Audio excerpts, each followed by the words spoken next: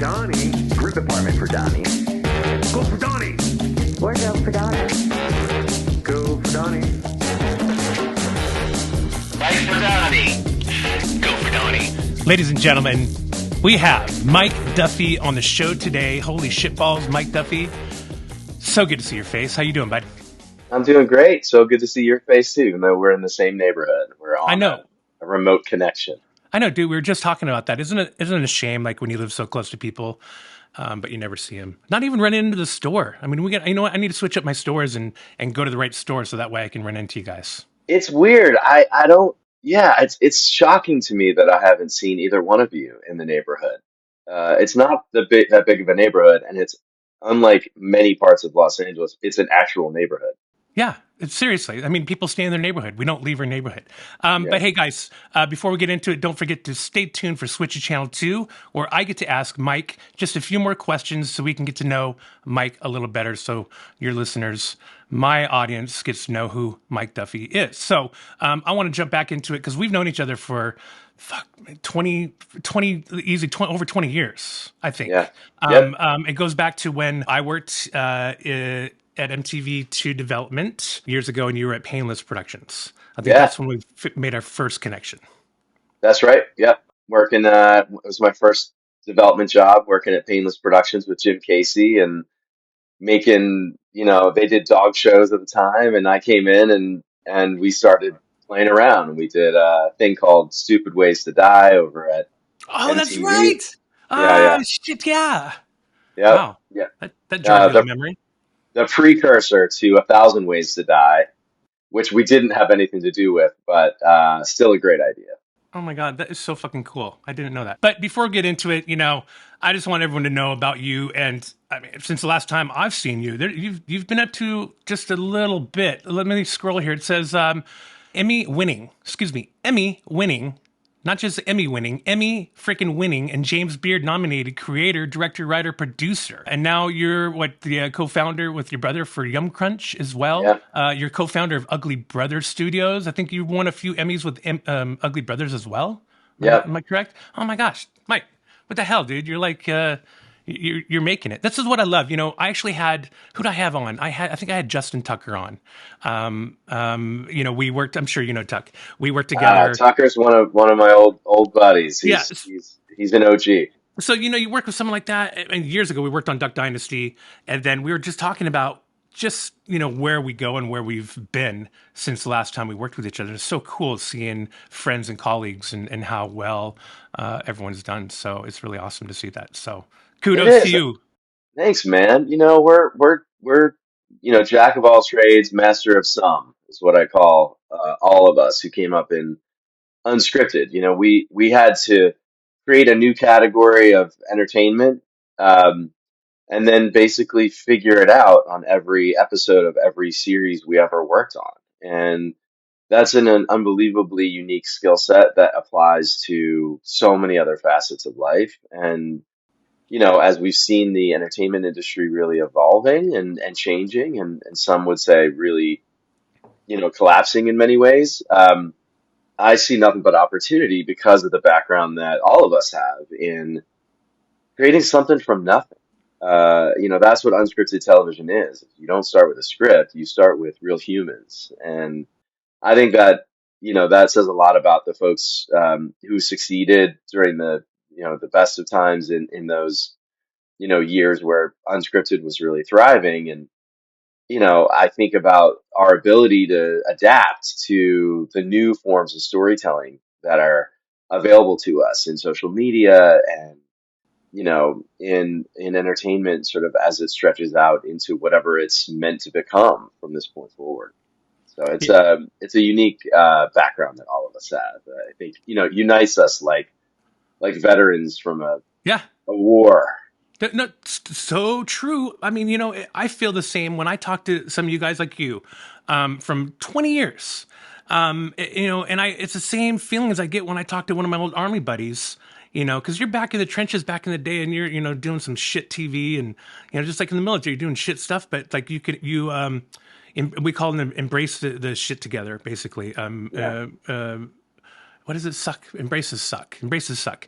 You know, Yeah. so it's kind of cool going back and like, you know, talking about that with you guys because it's, you know, we all had to do that. And, you know, truth be told, all of those crazy stories from reality TV and the shit that I've done back in the day spawned what I'm doing with this podcast right now. You know, just Exactly. telling some stupid stories from, you know, the stuff that we used to do and hopefully future stories as well. So, but you're right. The landscape's changing and hopefully, you know, we're all doing the right thing with, you know, the direction it's going. So I'll just make sure I follow in your footsteps and then success will happen. Right.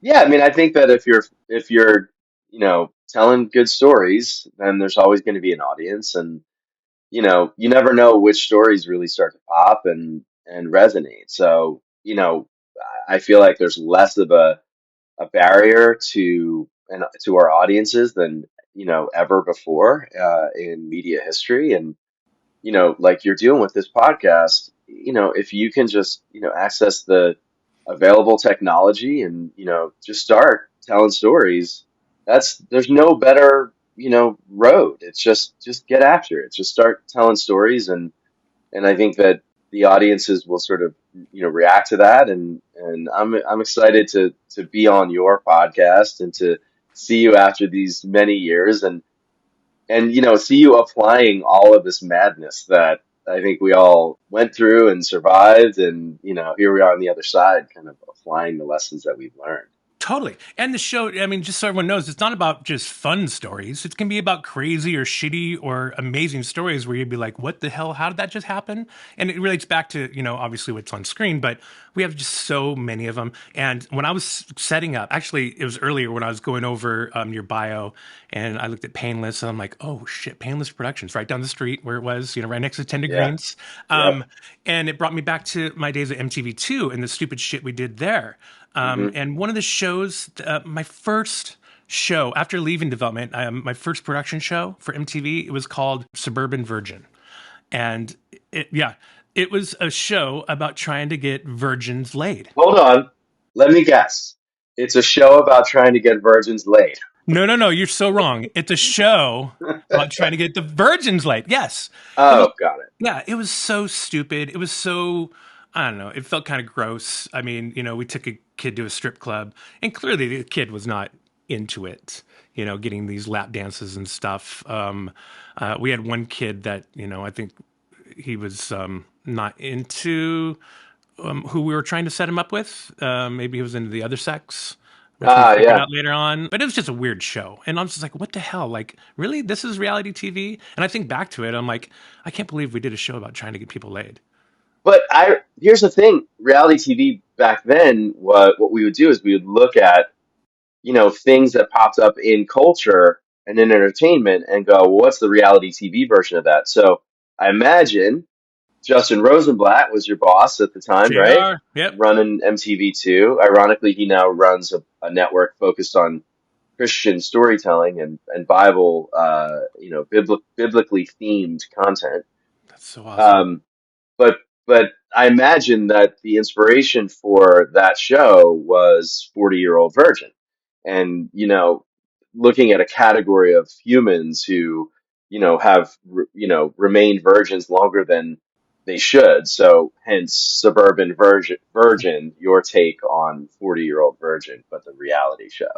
Yeah, it was just weird. It was just one of those weird ones. And that was my first one when I left MTV. So it's a memorable one. But you think back, it's like, I know you have, thousands of shows on your resume that are not on your resume.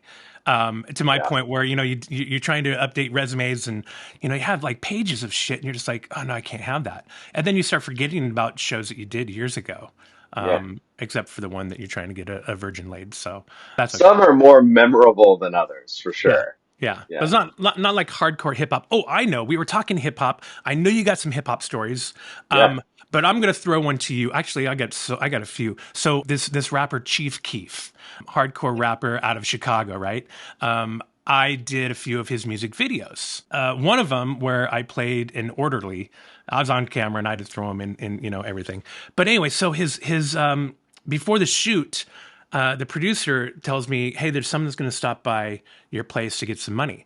So I think they wired me some money, and I was supposed to give it to him for some wardrobe. And I was thinking, oh, it's someone for wardrobe. Okay.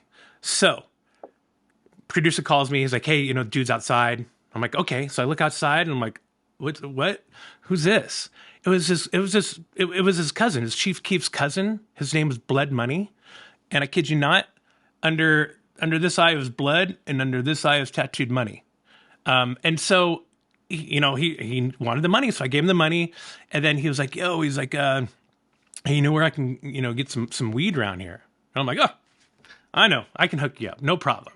So I go inside. You've come to the right place. Yeah, I know that. So I took him down to a dispensary, and got him an ounce and gave it to him, and he gave me a ride back to my place, and he was happy as could be. And I was just like, this is weird. And so we cut to the shoot. No, the next morning he calls me and he's like, hey, he's like, can I get one more ounce? And I'm like, I just gave me an ounce like last night, like it's 7 o'clock. Like, holy crap. So I'm like, yeah, I hooked him up at the shoot. Like, I was his best friend. I was like the man. And it was so weird because I was with all these, Chief Keef rappers. And I don't know, it was weird. I was his best friend. And then cut to, we did one more shoot. We were supposed to go to Chicago, I think a week or two before we were going to Chicago to film a video out there with Chief Keef. Blood Money got gunned down in his car with, I think, his cousin. Yeah. Like execution style. And so we pulled the plug and we did not go to Chicago, nor did I film anymore with Chief Keef. So Yeah. Well, I mean, R.I.P. Chief Keef. yeah, know, no, and not Blood Chief, Blood Money. So, Oh, my bad. R.I.P. Blood Money. yeah, I'd pour a little out, but this coffee is expensive. So, Yeah, exactly. Plus, he probably owes you like $1,400 for the 2 ounces of weed that you got him. dude. Oh, but then wait, before you go, I got to tell you, I totally forgot. So, dude calls me. This is before he got shot and killed, by the way. So he's leaving the shoot. He's at the airport. The record label must have rented the car. He picked up the car with his license. So he calls me. He's like, I need some help. I'm like, what's up? He's like, I'm at the airport and I just left my car and I just walked inside and it's at curbside. Someone needs to go and take it back to the rental company. I'm like, what? He's like, yeah, just left my car. Someone's got to come and take it. I'm like, no one can do that. I'm like, oh my God. And he's like, oh no, it's too late. He's like, in real time, he's telling me cops are pulling up and then they start searching it. He's freaking out. I'm just like, what are you thinking, man? I'm like, your name is obviously attached to this car because you rented it. Yeah. And he freaked out. And then I think that was the last time I talked to him. I think he left. I don't think they got him. He got on the plane and left. But he left his car at curbside. Yeah. That was just bizarre. Blood Money. Listen, man, that's hip hop, bro. Yeah. They're living on the edge. It's a wild west. You turn around, there's a gunfight over here. Another one leaves his horse, parked at curbside. It's just the wild west with a different, No with this valet. set of attire. It was Yeah, crazy. there's no valet. There's no No, valet. no. Those dudes curbside are taking your bags. They're not taking your car. Except for, that time. Oh, Somebody took the car. man, gotta love it. So, see, that's my brush with the hip hop world. Dude, it's so funny talking about reality TV, and there was this sort of like whole genre of shows that were focused on hip hop. Of course, we know about growing up hip hop, and even the Snoop Dogg show that just even aired, recently. I believe it was on E! Um, but we forget that, sort of back in the day, we were all just looking for these bigger than life characters. And at the time, I was working at RDF. I had just come in, and I was coming in, I think, as like a vice president of development at RDF. And RDF did shows like Wife Swap, Don't Forget the Lyrics. Lots of. It was a British owned company, and they were prolific. I mean, one of the biggest production companies in the world at the time. And they had really spearheaded unscripted storytelling from the UK and brought a lot of formats over to the US. So I come in, I'm the new guy, and Beth Greenwald says to Ah, me, love Beth. hey, I sold this show. It's called Coolio and the Gang. Our boss wants you to run current on it, so I came in, I was excited about this. I'd sort of known Coolio's music to a degree from the 90s, from those fantastic Slide, voyages. slide, hippity hop. Yeah. Yep, yep. And he had like the braids on top. So I was actually pretty stoked. So, I end up kind of getting introduced to Coolio, go over to his house, meet his kids. It was called Coolio and the Gang. So it was a reality show about him and his family. Basically, he had 5 or 6 kids, and he was shall we say, a dad who had unconventional parenting techniques, right? So I go over, I meet him at his house. He lives over in Baldwin Hills at the time. I'm driving around the neighborhood looking for his address. Of course, I see a purple Hummer parked on the street. I go, all right, well, that's Coolio's house. So I go up to the gate, press the buttons, nothing works. So I'm like, hey, hello? Hey, Mike Duffy for Coolio? Anyway, one of his kids comes out, says, "What's up, man?" He opens up the gate. He's like, "Come on in." So I walk in, and there's dogs everywhere, and just the house is full of weed smoke. And sure enough, I hear, "Hey!" And there's Coolio out in the back. So I go over. We sit down. I tell him I'm going to be his current executive. We actually hit it off. I actually really, really enjoyed meeting him and sort of meeting his kids and everything. I would look around and like, all right, we're gonna have to make over the interior of his home. It was, completely, destroyed. But what I got from Coolio was that he cared about his kids and he was connected to them. And I thought, okay, that's a through line for this show that I can really grab onto. So I left that night, and a couple days later, the announcement for the show comes out. In the Hollywood Reporter, it says Coolio and the Gang greenlit by Oxygen at the time, a cable network, part of the NBC Universal group. And you know, I'm getting emails. Oh, that's so cool. They listed me as a executive producer. Anyway, all of a sudden, I'm riding high. I'm like, this is my first show with this new company. It's going to be great. It's Coolio and the Gang, and it's perfect, right? Sure enough, my phone rings. It's Kristen Connolly Vadas, who's our network executive at the time, and she goes, "Hey, have you been to CoolioandTheGang.com?" And I go, "No, I didn't even know there was a website." She goes, "Go to it right now." Okay, my God, she's panicked. Pull up CoolioandTheGang.com, and there is Coolio. His face takes up a good third of the screen, and all around him is a gangbang.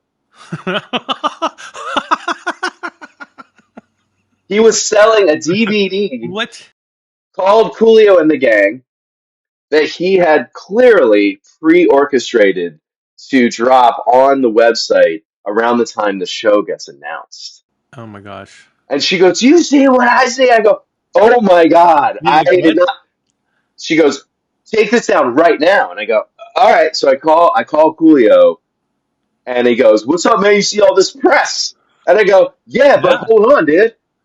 What the fuck? I just went to CoolioandTheGang.com, and it's your face in front of a gangbang. There's a dude getting head right behind you. Are you insane? What are you thinking?" And he goes, "Man, I don't know what you're talking about. That had nothing to do with me." I go, "Coolio, it has nothing to do with you. You're telling me that some porn producer magically knew about you having a television show called Coolio and the Gang, bought the domain, made a porno featuring you, but it has nothing to do with you." He goes, "Man, I don't even know what you're talking about." And I go, "Okay, Coolio, listen, man, you need to take this down right now. You have a television series that was just announced, and this network, if anyone sees this website, your show's canceled." That was Oxygen, right? Oxygen? It was Oxygen, Oh, even better. Yeah. Yeah. the women's network. Yeah. You got to take it down, man. So anyway, he goes, "I don't know what you're talking about." I go, "All right, listen, whatever you say, but Coolio, it needs to be down like now." So I go, "Make it happen." I hang up. Within 10 minutes, the website is down. He had taken it down, right? So I call him back and I go, "So you had nothing to do with it, huh?" And he goes, "All right, man, listen. So I got involved with these Russians. Oh, Yeah, I owed them some money, and we decided that I would pay them back by making this video for them, and then all the proceeds would go to them. oh my God. And I go, and you thought that naming that gangbang porno video That's, after your reality show on a women's network was a good idea? And he goes, man, I just, I owed him some money, bro. I mean, what are you gonna do?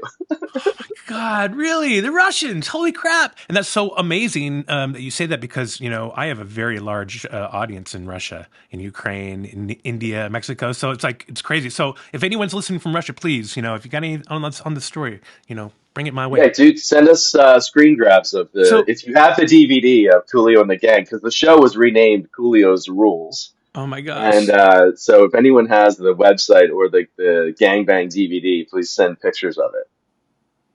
wow. So that's crazy, Mike. So that's like your first show as an executive producer, basically, and you're like getting thrown that shit. That's man, that's like next level.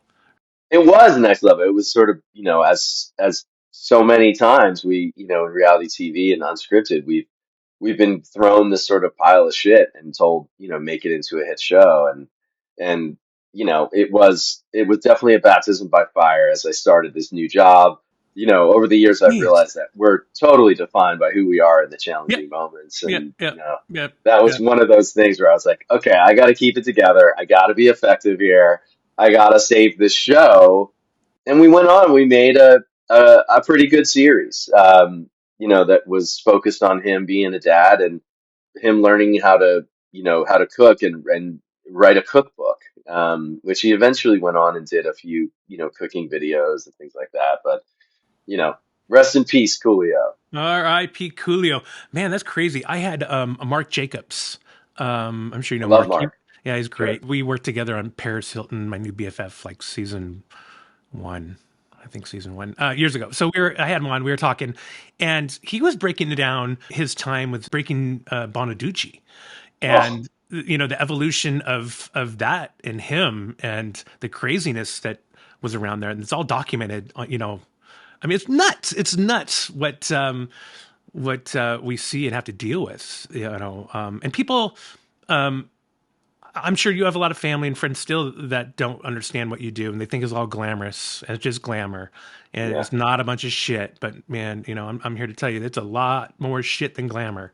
What Yeah, you're right. doing, Right. And that's the point, right? Is that, you know, entertainment is entertainment, so the show must go on. And right? ultimately what makes its way into the frame is, what matters for the broadcast audience or for the viewing audience. But, these stories that happen behind the scenes, Coolio's passed since the last time, since I worked with him. So now I can kind of tell these stories freely. And, I worked with DMX as well. And, you know, DMX, my come on, Lord, he's wow, also passed, so I can tell this story freely. But, brother, it's the hip hop sort of set was a group of talent that brought, as the sort of stereotype suggests, they bring an entourage, and these guys and these girls, they would sort of, like I said earlier, the sort of wild west of it was, they were tough. Sometimes they were bullies. Sometimes, they'd make demands like, pay me $25,000 in cash or I'm not going to show up. And I knew this. I was doing this show called the Comedy Jam. So the Comedy Jam is on Comedy Central. It was based on a live show that was done at the Comedy Store and the Lyric Theater, and now actually tours all over the country, created by and hosted by Josh Adam Myers. And the concept of the show was that in each episode, you'd have comedians who would tell a story about, a song from their past. So like Adam Devine did All the Small Things, right? And he connected that song to when he lost his virginity. And it was a really funny show that also it was directed by Joel Gallen, who Joel is the most prolific music director. He does the Hall of Fame every year. He's directed all the great specials. He directed all the roasts for Comedy Oh, jeez. Central. Oh, He's been around a long time, and he's just unbelievably talented. So what we had was a show that was amazing comedy. We shot it at the Fonda Theater in Hollywood with the A-list comedians, Bert Kreischer, and just at the time, sort of like every great comedian was on the show. Um, and what they did was they would tell the story, and then they'd sing the song that they talked oh, about. And oftentimes the artist who originated the song would come out and perform with them. oh, that's cool. That's really cool. So we had Jay Farrow was Oh on yeah, the show. he's And funny. Jay, had come off of Saturday Night Live, and he was this amazing. He does these impressions of Barack Obama and every celebrity, right? He's just an extraordinary, I guess impressionist, or what do they Impressionist. call it? So he's like a Monet of comedy, and he um, he wanted to do "Party Up" by DMX, and Joel was like, I don't think we're going to be able to get DMX. And I said, Joel, actually, weirdly, I have a connection to DMX, or X, as we like to call Excellent. him. And he said, well, listen, man, if you can get DMX to show up, that's going to be a real win. That's going to be a coup. So I said to Jay, I'm like, look, if you do party up, um, I can't guarantee you that DMX is going to show up. So we're going to have to rehearse it two ways. Um, Joel was into it. We said, if we can get DMX, it'll be such a win. So let's do it anyway, right? So I had a connection to DMX's bodyguard. I ended up having his cell phone. Nice. His name was Spank. And Spank. so, Spank. And so I call him and I said, and I didn't know his name was Spank at the time. Somebody had connected me to him and said, call his bodyguard. And I call him up and I say, hey, this is Mike Duffy. A friend of mine connected me to you. We have an offer for DMX to perform on the Comedy Jam on Comedy Central with Jay Farrow. And I was told to give you a call. And he goes silent and he goes, all right, man, listen, um, I'm going to bring it to him, but I need you to send me $25,000 in cash. And I go, man, that's not going to happen. At the time, I knew he was in some tax trouble, and I go, look, I know he needs the money, and we're good for it, and I'll give you cash, but I'm going to give you cash after he performs. Now, I knew that DMX was known for basically extorting promoters, and they'd put his name on the marquee, and the whole place would fill up, and then he'd be backstage going, I'm not going to go on until you quadruple my pay, Wow. right? Wow. And I'm like, oh my God. So I said to him, like, look, we're prepared for him not to perform. I said, Jay Farrow is open to this and wants to perform with him, but if he plays any games, we're just going to do it without him. He goes, all right, man. And I said, hey, man, what's your name? And he goes, yo, I'm Spank. And he goes, and you're going to thank me later. And I go, all right, Spank. So you're my point of contact. He goes, yeah, Duffy. He's like, I'm your point of contact. I go, all right, cool. Here, I need him to show up here 24 hours before we shoot the show. He's going to show up and do rehearsals with Jay so we can make sure we got it all choreographed. We put you up at this hotel in Hollywood. I know he's going to have some friends and all that. It's all good. We got you all covered. So sure enough, the deadline arrives. I'm on set, waiting for DMX to arrive, and he's a no-show. And we're shooting the show 24 hours later. So he missed rehearsal.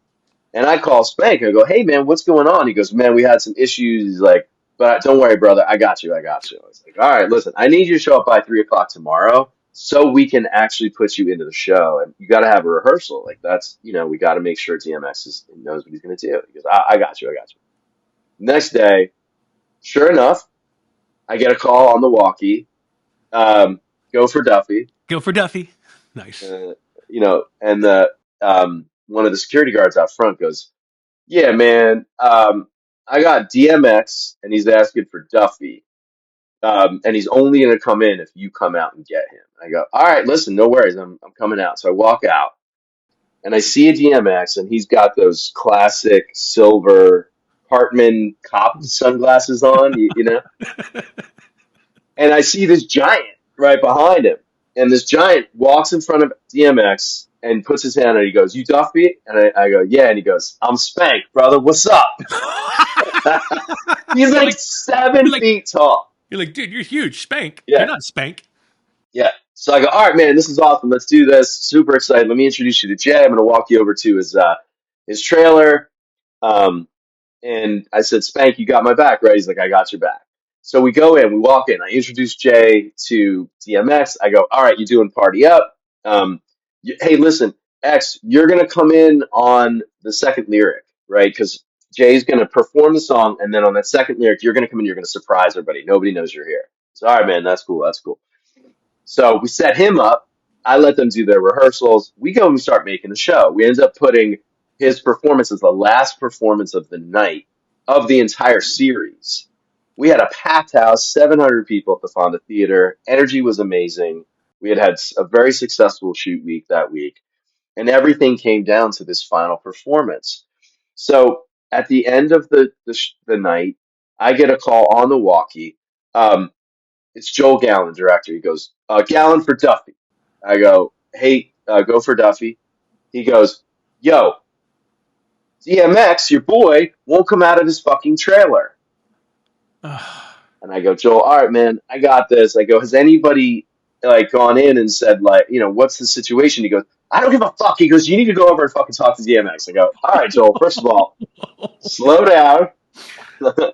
We're partners. You don't need to talk to me like that. Secondly, I got it." So I go over to DMX's trailer, and it is like Fast Times at Ridgemont High. Oh man.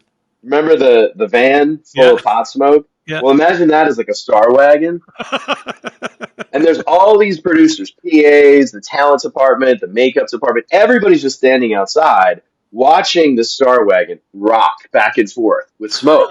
You can't see through the windows. And I go, "What's going on?" I see Brian Baldinger, our talent guy, and he goes, "Dude, he won't come out." I'm like, "All right, I got this." So I go up and I knock on the window, and I see the little curtain move aside. And next thing I know, the door opens up, and this giant hand grabs me and pulls me into the Star Wagon, and it's Spank. And I go, "Spank, what the fuck, dude? What's going on?" And he goes, "It's cool, man. It's cool." And I look around. I'm like, I have 700 people waiting for him to come out, and the director's freaking out, dude. We got to get this right. I need him now. And he goes, "Yeah, yeah, man. Just chill. Just chill." And I look around the Star Wagon. Over on the right, there's a dude dressed up in a full Lakers uniform, giving another dude a haircut. I guess he's a barber Laker. I look around over here and I see, three dudes just rolling blunts. Just rolling blunts. That's seemed like three dudes dedicated to rolling blunts. I look over here and there's a guy shining shoes. And then I'm like, I go to Spank. I go, "Where the fuck is X, man?" And he goes, "He's over there, man." I look over and there's a little sort of outcropping for like the makeup and hair. And I walk over and I see X looking in the mirror, and he's got bottles all around him, dude. And I go, "X, what up, man? Listen, I got a whole house ready for you, man. You ready to party up?" And he goes, "Yeah, yeah, yeah, yeah, yeah, yeah." And I go, "Okay, cool. Let's do this." And he looks at me, right? And he's got those sunglasses on. And I'm not sure what he's looking at. And I'm not sure if he's really even paying attention to me. I go, "You ready, X? Let's do this, man." He grabs a bottle of Hennessy, turns around, looks at me through these sunglasses, and pounds the entire bottle of Hennessy in Holy front of me. shitballs. I hadn't seen that since some idiot in high school decided to, Oh. do it on a dare. Oh. This guy pounds a bottle of Hennessy, and I'm thinking, okay, now he's going to be too drunk to even get on stage, right? So I go, "X, come on, man, we gotta go. We gotta go inside." And he just stands there, looks at me, and then turns back around and starts hyping himself up back in the mirror. And I go out to Spank and I go, Spank, brother, I thought you had my back, dude. I got people freaking out. I go, listen. And I peel my headphone off and I go, you hear that? And it's Joel Gallagher going, where the fuck is DMX? So I go, Spank, come on, man. I need you. And he goes, listen, remember I said you'd thank me later? I said, yeah. He goes, all right, you're going to thank me later. He goes, we need to pray. And I remembered DMX was a reverend. He was a preacher. And so I go, you saying we need to get like into a prayer circle? He goes, yeah, man, get it. So I go in, I go to DMX. I go, hey, X, how about we pray? Let's pray before the performance. He goes, yeah, man, I like that. I like that. He comes out. We all hold hands. Me and the guy, the Laker barber and the shoe shine guy and the blunt rollers. We all start holding hands and they're passing a blunt around. And I'm thinking, I'm not smoking that shit. I'll smoke it later, but I'm not smoking that shit right now. They keep handing it to me. I'm like, I'm good. Oh, So I'm holding hands with Spank on the one side and DMX on the other. And I said, all right, let's pray, guys. Let's bring Jesus into this performance tonight. So X goes, yeah, yeah, yeah, yeah. He goes, all right, all right, all right, all right, my brothers. All right, man. We climbed the mountain, and we thank you, Lord Jesus, for giving us the strength and the power to get to the top of the mountain because it's hard. We struggle. And when we get to the top of the mountain, we thank you. We praise Jesus for being at the top of the mountain. But then, Lord, you know this. We fall back down. And we roll down that mountain and we're back at the base of that mountain and we're looking at you, Lord, and we're asking for help. We need your help again to get back to the top of that mountain. So Lord Jesus, what do? You show up and you carry us. You carry us to the top of that mountain. And Lord, you say to DMX, DMX, you are here to perform in God's name, and that's what we're here for. But we get to the top of that mountain and then we roll back down. And we roll back down at the bottom of that mountain, and there we are again, Lord, waiting for you to pick us back up and carry. I realize he's on a fucking loop. He forgets where he is. He keeps repeating the mountaintop thing. And I go, I'm like, what the fuck is going on? I go, X, hey man, we got to move this around. And we're at the top of the mountain. I go, Spank, what are we supposed to do? He goes, man, you're going to thank me later. I just go, all right, I got to take this into my own hands. So I grab X and I grab DMX and I go, and here we are. We're at the top of the mountain. And in the name of Lord Jesus, we got 700 people in the Fonda Theater waiting for DMX to come in and perform with Jay Farrell to party up. Let's do this motherfucker! And they go, yeah! And dude, all the producers on the outside of the Star Wagon say they saw us pour out of the door. I put my headset oh, back on. I go, Joe Gallen, I got DMX coming to Jay Farrow in 5 seconds. Are you ready? He goes, yeah, let's do this. I got him ready. I go, all right, we're there in 3, 2, 1. I push him in. I see Jay Farrow take the stage. He does the first lyric. As Jay is going up though, DMX goes, yo, I'm coming in on the first lyric. And Jay goes, no, man, the second lyric. The second lyric. And he goes, I'll come in when I want to, motherfucker. oh, jeez. Man, Donnie, Jay is an unbelievable professional. DMX is legendary for his performances. He's fired up. I am definitely fearful that he's going to fall off the stage as he's so fucked up. But instead, he comes on stage in that second lyric, joins him at the right time, blows the roof off the place. You can Google this performance. It's legendary. But DMX and Jay Farrow did the most amazing performance of Party Up. And the story behind that is so harrowing and is so indicative of what we've all been through in production. Again, the audience only saw the cameo from, Yeah, DMX. yeah, Jay Farrow barely knew what was going on behind the scenes, but as producers, it's our job to hide all of that and get the talent to the stage and put that show on. And it's been a metaphor for me in life ever since, where every time I feel like there is something that is impossible, a personality, a situation, a hurdle that seems, too high to surmount, a mountain that is too mountain. high to climb. I think about the fact that not only did we get DMX to perform that night, but it was the best performance of the entire series. And then Spank, to this day, leaves me voicemails saying, "What's up, my homie? You remember that shit?" Oh, I fucking love that. Yeah, That's crazy, Mike. Is it? But I mean, it is. You're so true. There's so many things that we have to do behind the scenes. I can't tell you how many times things just wouldn't have happened. They wouldn't have shit to film if I didn't pull something out of my ass at the last second. I mean, absolutely. way too many times. And it's almost you want that to happen because you want to test your abilities, to see how you are in adversity, the controlled chaos, which I thrive in. I'm an assistant director as well, and I just love and I have extreme ADD. So I can handle a lot of things coming at me at once, 3 different walkies. And I love that. And I love solving problems. So it happens a lot. And sometimes you're like, I'm kind of done putting out fires. I'd rather just sit Yeah. back and let the shit happen as you plan it. But man, it's kind of exhilarating, especially live when you have 700 people, probably 1,000 people waiting for you. I mean, that's a lot. Oh my God. That's a lot to weigh on you. It is that, but the thing is that, we forget that we're in show business, and show business Yeah. Yeah. is about audience. And, I love producing these kinds of shows where we have a live experience where you really only have that one shot at it. So everything that goes into it leading up to the performance or to you know, the show, it's sort of energetic, And so what I realized is that DMX, as a performer, as an artist, his process was to get crazy before his performance so he could bring all that energy to the performance itself.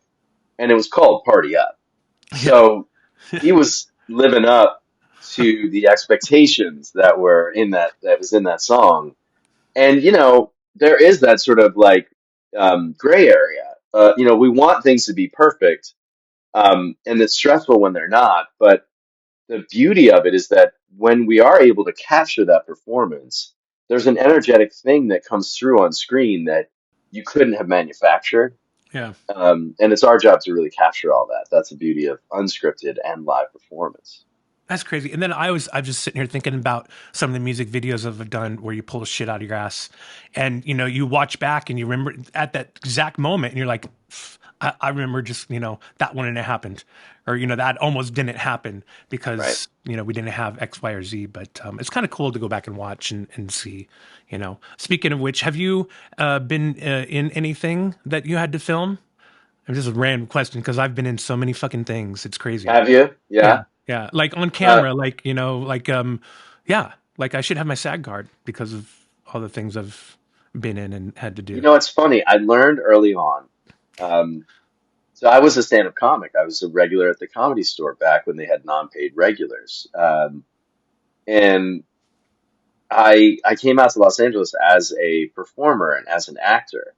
I did it, I did the stand-up thing for, 2 years full time, and then I realized that I wanted to be a producer. So there was this time after I stopped doing stand-up where I would produce these pilots and I would do these shows, and somebody would, say, oh, Duffy, he was an actor, or he was a stand-up, like throw him in. So, but I was never pleased with my performances, and I always was producing too, and I just didn't feel comfortable in those situations. The last time I said yes to this, I was producing a pilot with the producer Gavin Polone. He's the guy who did Curb Your Enthusiasm, Oh yeah. and the actress Mimi Rogers Yeah, I know what you was mean. directing this thing. It was called 2 Minute Mysteries on Game Show Network. We had these little scripted vignettes that were mysteries, and you'd shoot the vignette and you'd play it back in a studio, and the contestants would have to solve the mystery based on the video that was presented to them. So it was a really cool little show. Um, well, this one day they had said, Mimi said, "Duffy, you should be in this vignette," and I was like, I don't feel good about this, and no, you're gonna be great, you're gonna be great. Okay, and we did the line readings and all that, but on the day again, I was show running this thing. I was nervous, and I didn't. It was I needed to access a different part of me to be on camera, and I was in my head at the time. So I'm in this scene with the lead actor next to me. We're in Gavin Palone's Porsche, and I played a hitchhiker. And, it's very close quarters. Mimi's in the back of the Porsche, like hunched down, directing. Good director. And not only she was amazing. I mean, she's a prolific actress and, famously played the photographer in the Doors movie, um, among other performances. She's great, great person. But I couldn't remember my lines. I Right? was overacting. Yeah, I mean, yeah. it just was awful, awful. And when I looked at the dailies, we killed it in watching dailies. I was like, I'm awful in this. Like, as the showrunner, I would fire me. Uh, And I realized that was it. That was the last time I was going to put myself on camera. And I'm glad because I'm much better behind the scenes and yeah, me supporting too. others. But Yep. what about you? Tell me about the times you've been I on mean, camera in your shows. I'm like you. I hate. Every time I've been on camera, I feel weird. Like the lines. You're like. I mean, it could be like two things you say, and you can fuck it up. Yeah. And it's just a different dynamic being in front of the camera. Talking and doing that. But oh geez, I've done.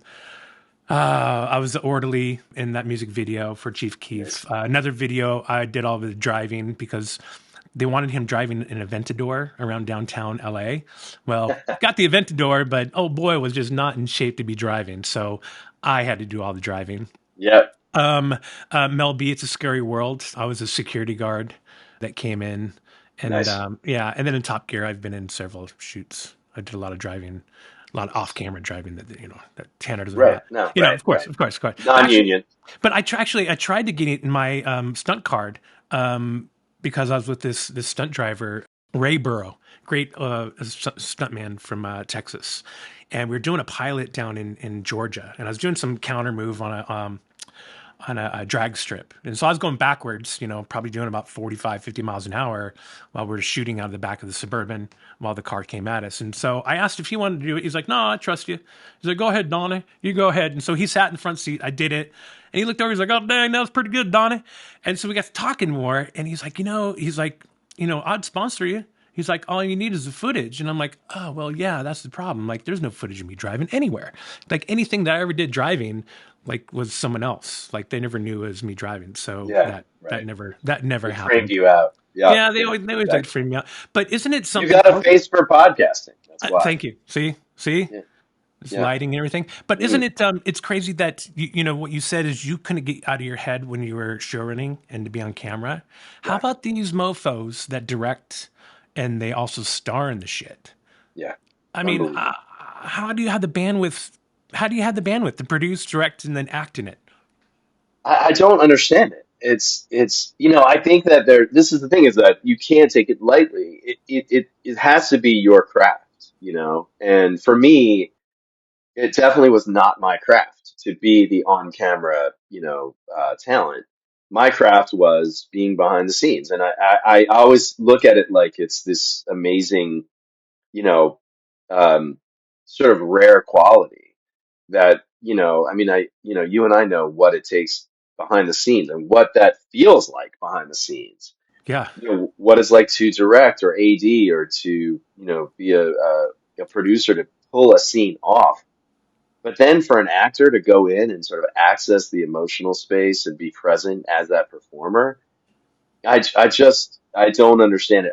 The only thing I can think of is that um, there are some people who are able to just flip that switch as performers, and the Tom Cruises of the world, right? Like, I know he basically directs every one of his movies, but he hires a director to get the credit. And you just think about, some people are just born to do it, and, good for them, and thanks to them, we have amazing entertainment from these auteurs who put themselves on yeah, the line. yeah. I mean, look, I can multitask, but I can't multitask like that. There's no way. You know, having to remember shit. God, I was always. I can remember. I could strangely always remember lyrics or quotes. I wish they would have put like Shakespeare into quotes or something else that I could easily remember. I But think hey, that's a huge part of it. I mean, what I found is that the actors that I have worked with or that I know personally, you know, 90% of that skill is memorizing, you know, to the point where they can show up and perform the script without having to have line reads come out and all that stuff. It genuinely is like we think acting is about the performance and all that, and of course it is. But um, the number one sort of skill that I think that actors need to have, and there's plenty. Marlon Brando has the famous stories about him sort of in The Godfather taping his lines to the chest of his scene partner, because he was like, fuck it, I'm just not going to learn the lines anymore.